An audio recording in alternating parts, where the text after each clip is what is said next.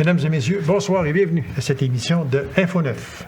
Plusieurs activités à venir à la municipalité de Sainte-Germaine-Boulay. J'en discute avec un des grands responsables en loisirs et vie culturelle dans cette municipalité.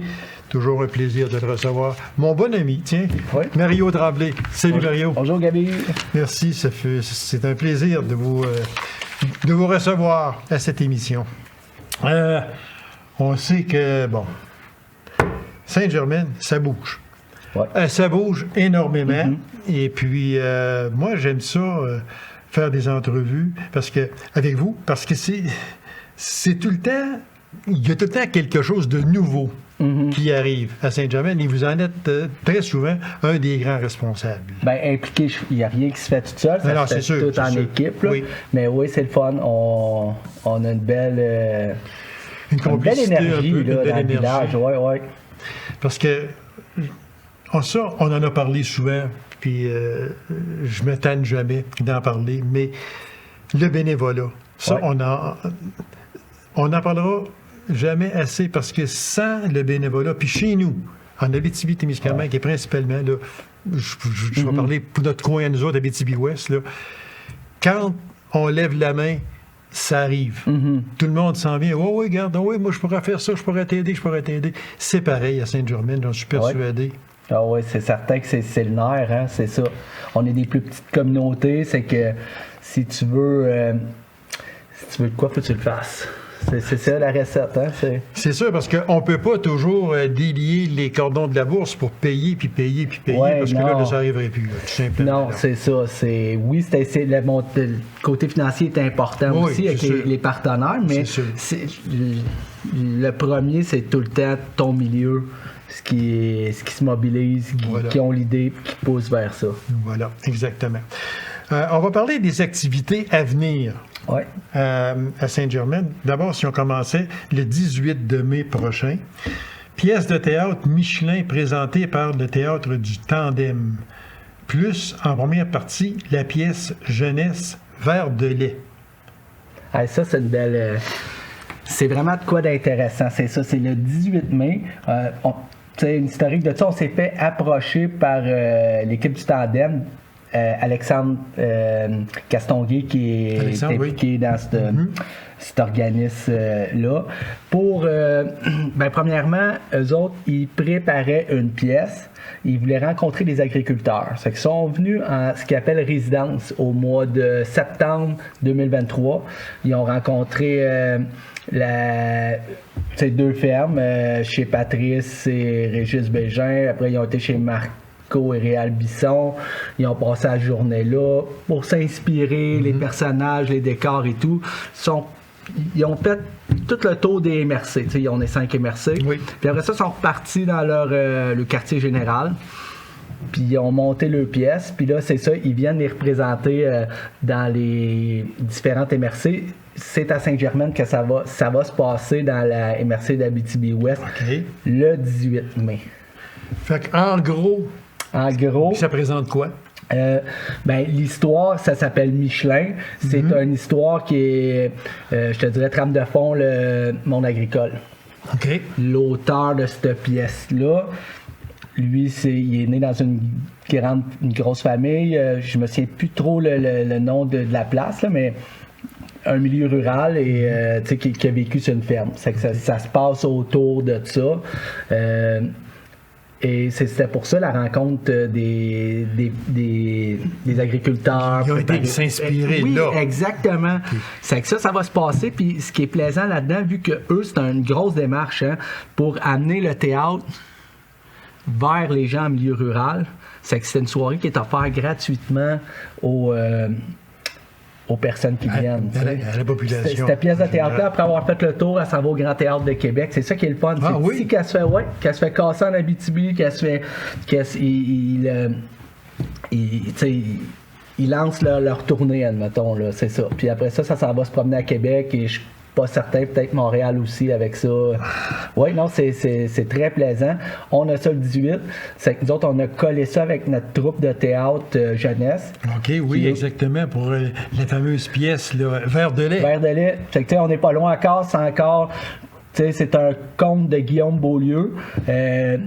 Guillaume Beaulieu, un conteur du on coin le ici. connaît très bien, que j'ai reçu quand même assez souvent aussi Ok. ici en entrevue. Bon, c'est un conte que Guillaume avait écrit il y a quand même quelques années de ça, qui se passait dans une ferme à Saint-Germain et en lien avec les vaches Holstein. C'est que ce conte-là a été adapté, troupe de théâtre jeunesse avec Mme Jacinthe qui ont commencé leur pratique la semaine passée. Ils sont 10 comédiens, comédiennes, puis ils vont ouvrir le show, puis après c'est le show professionnel.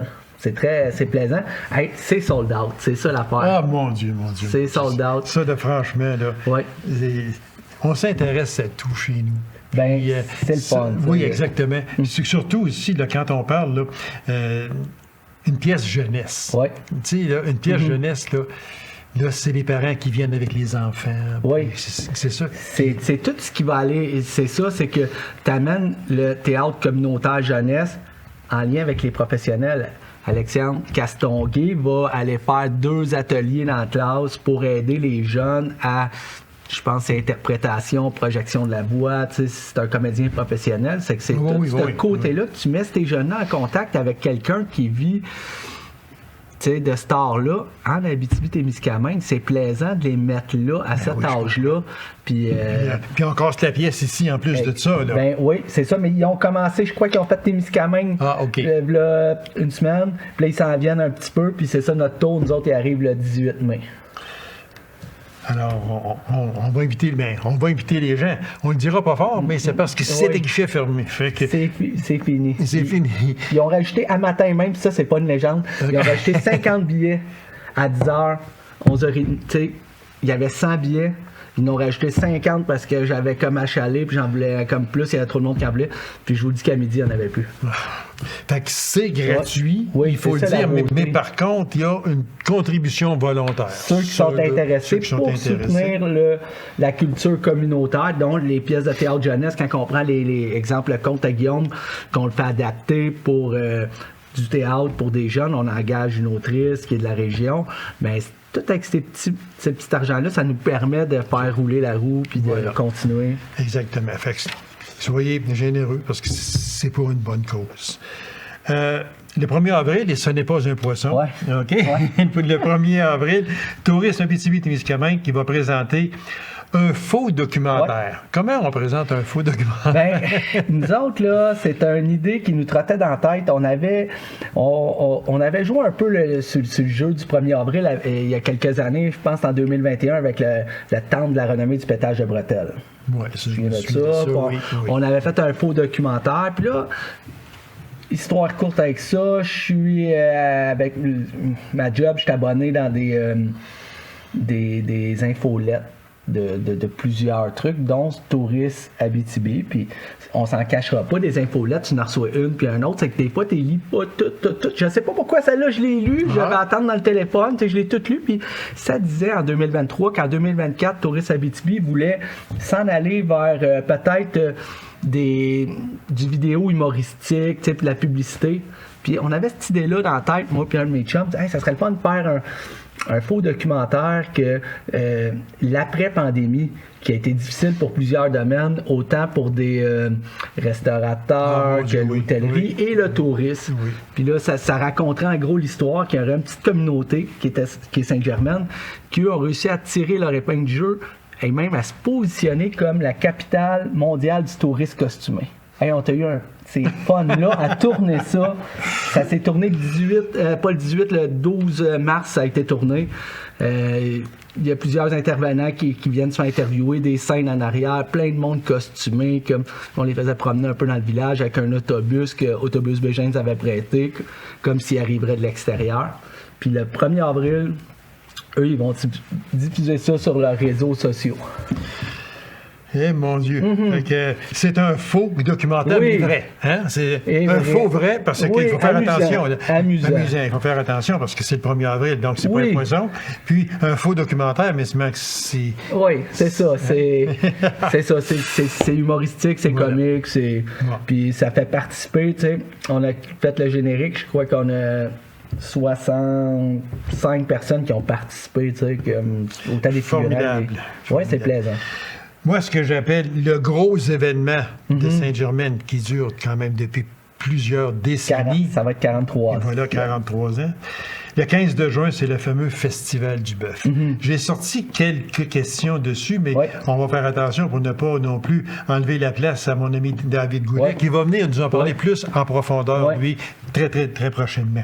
Alors, moi, j'aimerais ça qu'on parle mobilisation des bénévoles. Oui, bien c'est ça, c'est la locomotive, comme tu disais, du village. C'est 43 ans. C'est ça, puis le festival s'est construit au fil des années, des époques et tout. Et cette journée-là, mais ça commence avant, là, parce qu'il y a des corvées de préparation, autant sur ceux qui s'occupent des brochages de la viande, préparation de la salle. Puis ça commence même le matin avec le demi-marathon, tout ça, avec les postes d'eau et tout. Après ça, tu as Auto Show, qui est une nouvelle activité depuis l'année passée. Depuis l'an passé, c'est une exposition d'autos, autant de collections que des autos modifiés qu'ils appellent, là, des beaux chars. Là. Puis là, ils viennent se parquer là. Puis là, le monde, ça se promène, puis ça regarde les chars, puis ça jase entre eux autres. En tout cas, on a eu une belle journée l'année passée. Ça a été vraiment plaisant. Et c'était une première, ça, l'an passé. Oui. Puis on a un comité qui s'est installé, eux autres, en bordure sur le terrain de la fabrique. Puis il y avait des terrains pour des jeux gonflables. Les enfants pouvaient jouer. Puis après ça, tu avais le souper. Puis après, ta soirée. Mais c'est ça, je comptais ça avec Jacqueline avant là, d'arriver ici, puis le maire est impliqué là-dedans. C'est à peu près une centaine de personnes qui s'impliquent dans de cet événement-là pour une population d'un petit peu de moins de 1000. Là, mon Dieu. Bravo. Oui, non, c'est impressionnant. Là, on va passer au souper du festival, puis au spectacle en soirée. Juste dire... Mais on n'ira pas en profondeur parce qu'on va le faire plus avec David Goulet très prochainement. Mais il y a toujours le souper du festival. Oui. Ça, c'est un événement qui est très couru. Le monde qui veut des billets, il faut qu'il y aille. La journée qui est vente, puis ça attend en avant de la porte. Là. C'est line-up. Oui, t'attends. Avant, 2-3 heures là, avant que ça rouvre, il y a déjà une lignée là, pour avoir le billet. Là. Puis... spectacle en soirée, il y a de gros invités. On va laisser le loisir à David de nous les présenter. Puis, c'est encore un gros hit, excusez l'expression anglaise. Souvent, c'est le festival qui lance l'été dans le coin. Oui, parce que c'est toujours autour de la mi-juin. C'est ça. Tu comprends, on bascule. Là, on s'en vient comme pouf. C'est le camping. On est en été, puis là, les festivals sont là. Puis, en tout cas, c'est une grosse journée au village. Oui, c'est ça. Puis comme je vous disais, c'est sûr qu'il y a du travail beaucoup en amont qui se font. Là. La gang du comité, eux autres, c'est une job incroyable. Moi, ce qui m'impressionne là-dedans, là, je vous le dis, c'est quand le vendredi soir, j'y vais avec l'équipe un peu du demi-marathon, placer les trucs des inscriptions, mais là, toute le salle est placée. C'est quand il n'y a pas de monde assis là, toutes les tables pour le souper sont placées. Là. Tu te dis, ça n'a pas de sens. Là. C'est 9, je pense que c'est 900, David vous donnera le chiffre. 900 soupers, là. Pour un petit village, c'est comme si tout le village soupait là. C'est impressionnant la job qu'il y en aurait là-dessus. Sûrement. Puis, sans bénévoles, ce serait impossible. Non. Okay. Et on termine, en juin 2024, on parle de la 4e saison du Sentier historique, culturel et légendaire en Pigeon Mobile. Pigeon Mobile qui, nous dit-on, c'est refait une beauté, une cure jeunesse. Oui. Bien, c'est ça, pour comprendre, c'est notre véhicule officiel pour le sentier. C'est que les gens qui viennent faire le tour, ben c'est ça, comme vous avez dit dans le titre, c'est une tournée. Tu embarques là-dedans, c'est un auto qui est hybride avec des pédales et électrique. On a une entreprise chez nous, Autobus Bégin, c'est une référence avec tout le transport électrique. C'est qu'eux, ils ont pris notre pigeon mobile. Nous autres, c'était très artisanal, le système électrique qu'on avait, qui était hybride, qui demandait beaucoup plus de pédales que de jus qui venait de la batterie. Et là, c'est pas mal le contraire. Puis, c'est que ça va nous permettre de pouvoir, avant il fallait faire un tour, le guide, la batterie était morte après, il fallait vraiment qu'il pédale, c'était épuisant, c'est qu'on va pouvoir y aller vraiment toute une journée qui est complète. Là. Une dernière question, ce que le nous presse, il reste environ 1 minute. Qui a pensé à ça, cette fameuse pigeon mobile-là? Ça, quand la Société d'Histoire ont monté leur sentier, c'est ça, ils se sont rendus compte qu'il y a des choses qui sont quand même sur un territoire assez...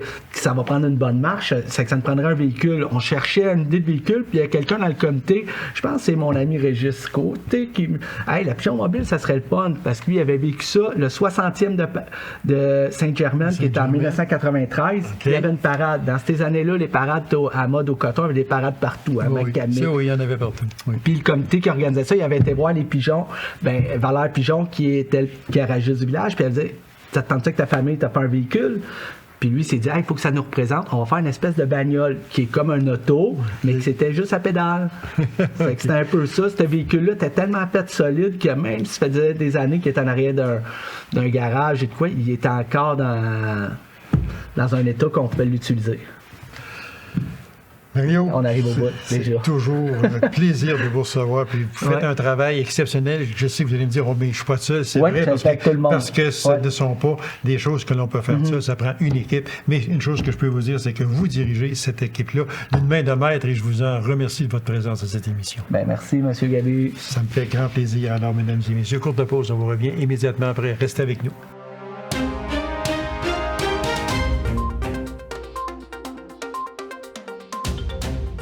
Où en est rendu le projet de la maison L'Émeraude, qui doit aider les femmes violentées du secteur?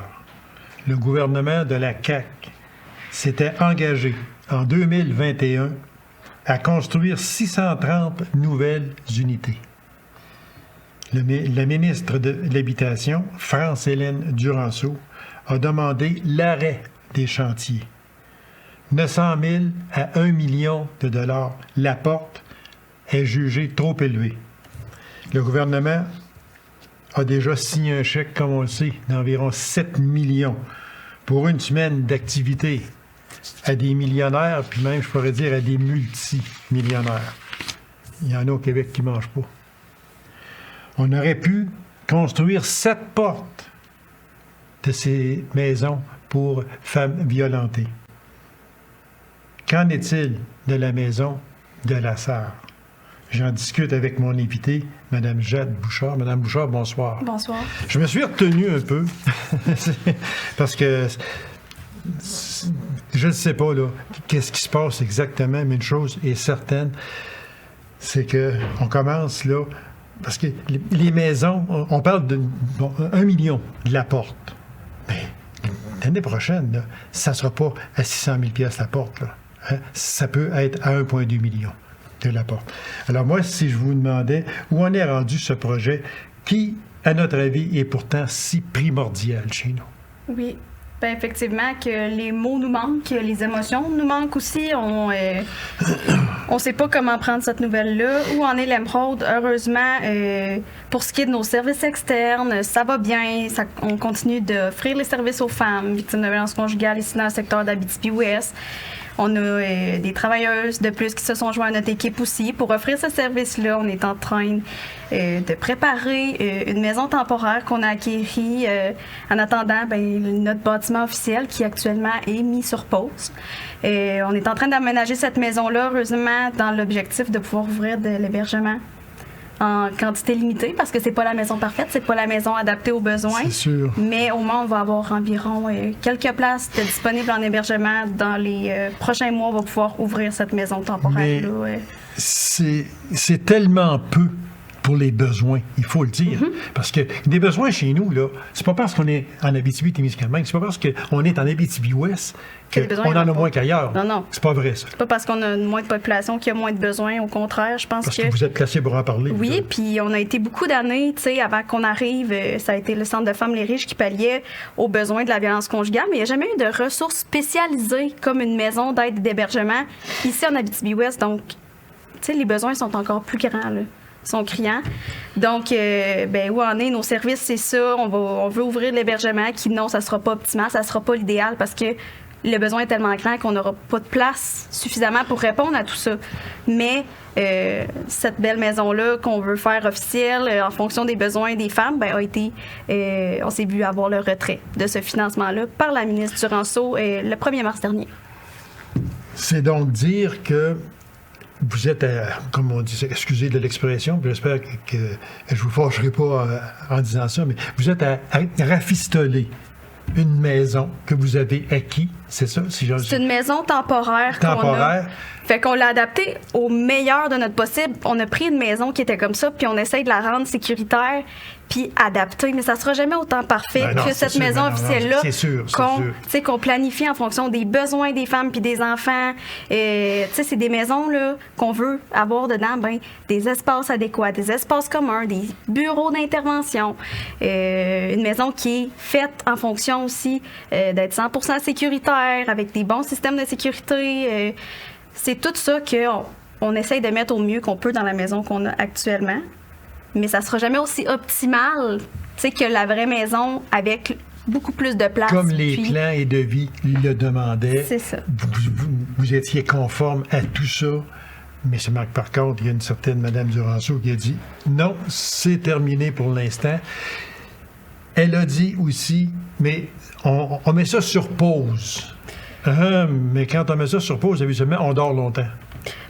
C'est aussi le fait que nous, nos plans de vie sont faits en fonction des besoins des femmes et des enfants, en fonction de la réalité d'une maison d'aide et d'hébergement. Exactement. Tandis que le programme dans lequel le ministère de l'Habitation nous demandait de cadrer, c'est un programme de logement social. On n'est pas du logement social. On ne fera jamais de revenus, mais on n'est pas non plus des logements. On est une maison d'hébergement, ce qui veut dire des chambres, justement, des locales d'intervention, des salles de jeu, des espaces communs. On a besoin de ça. On a besoin d'une maison sécurisée. C'est pas. C'est ça, justement. C'est là que je voulais en venir. Ouais. C'est que les femmes qui sont à l'intérieur de ça ont besoin d'être en sécurité. Oui. Puis avec le portrait qui se dessine, vous n'êtes pas sûr que les femmes peuvent être en sécurité avec ce qui s'en vient, là. Selon la maison, là. La maison qu'on a actuellement, temporaire, les femmes vont être en sécurité. Okay, c'est juste qu'on ne pourra pas accueillir autant de femmes que le besoin y est présent. On a une capacité très limitée versus la capacité qu'on pourrait avoir dans la maison officielle. Mais là, elle est retardée parce qu'on s'est fait retirer notre financement. Vous auriez dû mettre les cuissons des Kings et de Los Angeles sur votre maison, ça aurait passé bien plus facilement. Probablement. Je dis ça de même en passant. Vous avez fait une campagne de financement, on en a parlé. Puis, est-ce qu'elle est terminée? Puis, est-ce que les résultats ont été positifs? Notre campagne de financement a été lancée là, en février 2022. Donc... non, 2023. Fait que c'était une campagne 23-24. Okay. Donc, elle est encore en vigueur. Okay. Puis, on va probablement la prolonger autant qu'on va avoir de besoins. On invite les gens à donner encore parce que c'est encore une campagne qui est en vigueur. On a aussi reçu quand même là, un peu plus d'un tiers de l'objectif. Donc, on sent bien quand même, bien, on a un tiers d'acquis. On va faire des publications aussi sur nos réseaux sociaux, là, éventuellement, des dons qu'on a reçus jusqu'à présent depuis février 2023. Fait qu'on va voir un petit peu les entreprises qui ont donné, les gens qui ont donné. Fait qu'on vous invite à donner encore aussi, là, si jamais... Parce qu'il faut le dire, peut-être, mais les gens qui ont pris que pour l'instant, ce projet de maison-là était sur la glace, en espérant que le printemps va venir et que cette glace-là va fondre, probablement. Mais ça ne veut pas dire que ça ne continue pas, là. Non. C'est ça qu'il faut faire attention. Les gens. Nous, on est en attente d'une donner réponse actuellement du ministère de l'Habitation. On est en attente d'une réponse. OK. Mais on espère que ça va se développer. Ils se sont engagés. Oui, exactement. Oui. Puis, comme je le disais là, dans mon intro, là, la CAQ s'était engagée en 2021 à construire 630 nouvelles unités. Je n'ai pas le chiffre, comment il y en a de construits, alors j'ose pas dire un chiffre parce que je suis pas certain, mais il y en a presque pas de construites, là. Non, nous, on était un projet quand même relativement avancé, mais on se fait mettre des freins. Fait que c'est sûr que ça va retarder. Fait que c'est une question que notre secteur a besoin de cette maison-là. A besoin d'une maison adaptée puis avec des places plus grandes. Tu sais, parce que là, on a des places limitées, fait qu'il va quand même falloir que les femmes, après ça, sortent de la région d'Abitibi-Ouest pour avoir d'autres places d'hébergement. Parce qu'on ne pourra pas en offrir autant que cette maison-là pourrait offrir. Donc, c'est sûr que nous, quand on a appris ça, je te dirais que on a été sous le choc, puis ça a été quelque chose de très difficile à avaler, puis ça l'est encore aujourd'hui, là. Parce qu'ils se dépensent tellement d'argent, je dirais pas pour rien, il ne faut quand même pas exagérer, mais pour des projets de beaucoup de moindre importance, si on peut dire. Mais des maisons comme ça, là, on n'en a pas chez nous. Non, puis des femmes bien nantées, il y en a. Oui. Puis c'est aussi, tu sais, quand on repense à la question d'argent, c'est un petit peu ça qui est choquant, puis il nous met hors de nous parce que, pour nous, là, la vie d'une femme, ça n'a pas de prix. Ça devrait jamais être mis en question par personne. Mais j'admets ça. Beaucoup, c'est vrai. Et ce que vous dites, c'est vrai. On va parler en terminant de recrutement, si vous me permettez. Puis en même temps, on va parler aussi de deux ministères là, qui sont dans ça. Oui, bien en fait, c'est ça. C'est que ce qui est important de savoir, c'est que nous, en ce moment, il y a deux ministères qui se parlent pas. En fait, il y a le ministère de la Santé et des Services sociaux qui, eux, nous donnent du financement pour notre fonctionnement. Ce qui veut dire nos services, ce qui veut dire justement là, l'acquisition d'un lieu temporaire, de recruter des travailleuses, tout ça. C'est en fait le CISAT, le ministère, là, qui donne ça. Tandis que le ministère de l'Habitation du Québec, eux, c'est le financement qui nous est vu a été retiré, qui, lui, est pour le bâtiment officiel. Donc, c'est deux ministères différents, c'est deux financements différents. Donc, heureusement qu'on a le financement du ministère de la Santé et des Services sociaux, ici, le CISAT, en Abitibi-Ouest, parce que on peut continuer d'offrir nos services externes aux femmes. T'sais, notre service n'est pas mis sur pause, heureusement. Ce qu'on a d'entamé peut continuer. C'est le bâtiment officiel qui est mis sur pause, puis on attend toujours une réponse qu'on n'a pas eue depuis le 1er mars. Ils nous laissent en plan. Mais pour ce qui est de la portion service, heureusement, on a cet argent-là qui nous permet de poursuivre ces services-là, d'engager des nouvelles travailleuses, de continuer d'aménager cette belle maison-là qu'on va pouvoir ouvrir là, temporairement. Puis, c'est sûr que ça peut faire peur parce que des fois, les gens, justement, sont pas au courant que c'est deux financements différents. Ils ont peur que le projet au complet soit en péril, mais c'est pas le cas. Donc, on est en recrutement. C'est sûr que ça nous nuit probablement ce qui se passe actuellement. Oui, parce que les gens ont dans leur optique de dire ben non, mais regarde, ça a été refusé, là. Fait que pourquoi qu'ils engagent du monde? Pourquoi qu'ils veulent avoir du monde? Mais c'est ça qu'il faut faire attention. Ce n'est pas ça. Là. C'est pas le même financement. Voilà. Donc, on peut continuer d'opérer comme on le fait déjà. On peut même continuer d'agrandir notre équipe comme prévu. Puis on va aussi pouvoir ouvrir l'hébergement dans notre lieu temporaire comme prévu. Mais c'est sûr que cette superbe maison-là, qui est officielle en fonction des besoins des femmes, qui a plus de places d'hébergement pour déjà davantage répondre mieux aux besoins, bien on l'attend puis on en a besoin quand même. Oui. Les besoins sont criants, puis c'est pas parce qu'on est en Abitibi-Témiscamingue qu'il faut dire que, regarde, il n'y a pas de problème en Abitibi-Témiscamingue. Des femmes violentées, il n'y en a pas non plus. C'est rien que des grands centres. Pardon. Et vous êtes placé pour le savoir et en parler. Il y en a énormément. Ouais. Merci infiniment, Madame Bouchard. Ce fut un réel plaisir de vous recevoir. On a éclairci des questions qui semblaient ambiguës un peu. On les a éclaircies. Puis, on va suivre aussi ce dossier-là parce que c'est un dossier extrêmement important. Oui, vraiment. Merci infiniment, Mme Bouchard. Je vous souhaite tout le succès possible. Merci. C'est moi qui vous remercie. Alors, mesdames et messieurs, merci d'avoir été là. On se donne rendez-vous à une prochaine émission de Info 9. Au revoir et bonne semaine.